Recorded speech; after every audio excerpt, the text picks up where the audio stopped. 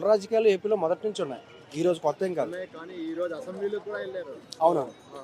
అసలు ఏంటి అది చదువుకున్న వ్యక్తులు ఈ విధంగా రాను రాను కులం అనేది తీసేస్తారనే సిచ్యువేషన్లో ఉన్నప్పుడు మళ్ళీ ఈ విధంగా రెచ్చగొట్టడం ఎంతవరకు సమంజసం? వివక్ష ఉన్నంత కాలం కులాన్ని తీయలేరు.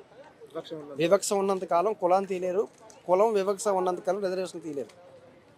సో దీనికి అంతే లేదా అసలు? అంటే అది అది మన ఆలోచనల విధానంలో ఉంటుంది.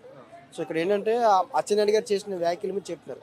ఓకే, నిజంగా కొంతమంది ఈ కులాన్ని ఆ కులాన్ని ఇష్టపడతారు. కొంతమంది కులాన్ని బేస్ మీద ఓట్లు వేస్తారు.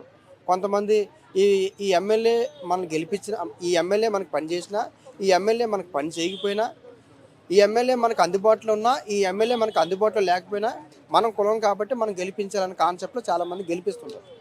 కానీ నిజంగా కులం అంటే ఏంటంటే ఆ కులానికి ఆయన న్యాయం చేసి ఉన్నారు. ఇప్పుడు అన్ని కులాల్లోనూ నాయకులు ఉన్నారు.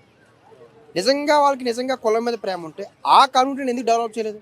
ఈరోజు అంటే చట్టసభల్లో లేని కులాలు అంటే లేవు. అందరూ కూడా కొంతమంది ఎక్కువ మందో కొంతమంది తక్కువ మందో అన్ని కులాలకు చెందిన వ్యక్తులు ఈరోజు అసెంబ్లీలో ఉన్నారు. మరి నిజంగా వాళ్ళకి ఆ కులం మీద గెలిచారు కాబట్టి నిజంగా ఆ కులం మీద వాళ్ళకి ప్రేమ ఉంటే ఆ కులాన్ని అభివృద్ధి అయిపోయి ఉండాలి కదా. ఇప్పుడు 79 సంవత్సరాలు అయిపోయింది కదా ఇండిపెండెంట్ వచ్చి, అయిపోయి ఉండాలి కదా.